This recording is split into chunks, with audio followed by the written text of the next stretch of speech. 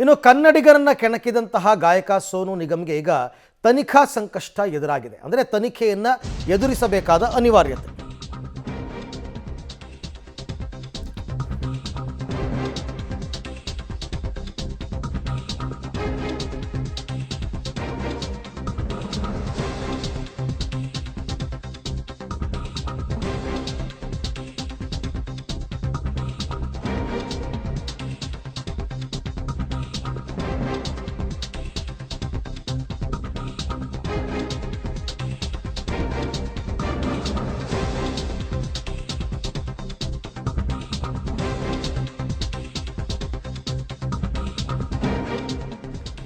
ಕನ್ನಡಿಗರನ್ನ ಕೆಣಕಿದ ಗಾಯಕ ಸೋನು ನಿಗಮ್ಗೆ ತನಿಖಾ ಸಂಕಷ್ಟ ಎದುರಾಗಿದೆ.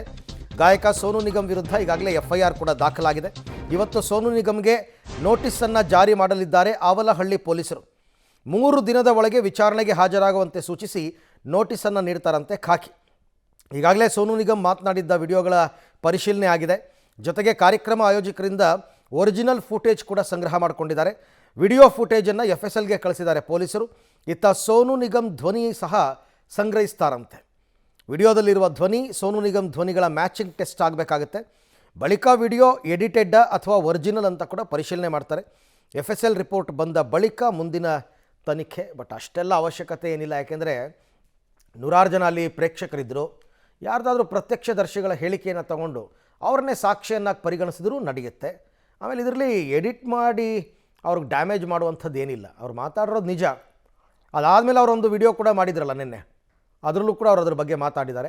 ಹಾಗಾಗಿ ಮುಂದಿನ ತನಿಖೆ ಏನು ಮಾಡ್ತಾರೆ ಅಂತಕ್ಕಂಥದ್ದನ್ನು ಕಾದು ನೋಡಬೇಕು. ಇನ್ನು ಕನ್ನಡಿಗರ ವಿರುದ್ಧ ಉದ್ದಟತನದ ಹೇಳಿಕೆಯನ್ನು ಕೊಟ್ಟು ಕನ್ನಡಾಭಿಮಾನವನ್ನು ಕೆಣಕಿದ್ದ ಗಾಯಕ ಸೋನು ನಿಗಮ್ ಮೊಂಡಾಟಕ್ಕೆ ಇಡೀ ರಾಜ್ಯನೇ ಒಂದು ರೀತಿ ತೀವ್ರ ಆಕ್ರೋಶ ವ್ಯಕ್ತಪಡಿಸ್ತಾ ಇದೆ.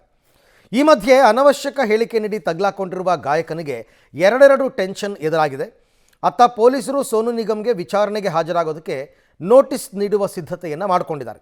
ಆದರೆ ವಿಚಾರಣೆಗೆ ಹಾಜರಾಗಲು ಕರ್ನಾಟಕಕ್ಕೆ ಬಂದರೆ ಕನ್ನಡ ಸಂಘಟನೆಗಳಿಂದ ಭಾರೀ ವಿರೋಧ ಎದುರಿಸಬೇಕಾದ ಸ್ಥಿತಿ ನಿರ್ಮಾಣ ಆಗಿದೆ.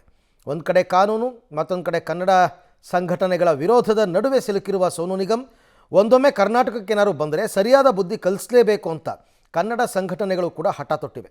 ಈ ಮಧ್ಯೆ ಇವತ್ತು ಕರವೇ ನಾರಾಯಣಗೌಡ ಬಣ ಬೆಂಗಳೂರಿನಲ್ಲಿ ಬೃಹತ್ ಪ್ರತಿಭಟನೆಗೆ ಮುಂದಾಗಿದ್ದು ನಾರಾಯಣಗೌಡರ ನೇತೃತ್ವದಲ್ಲಿ ಹೋರಾಟಕ್ಕೆ ಮುಂದಾಗಿದೆ.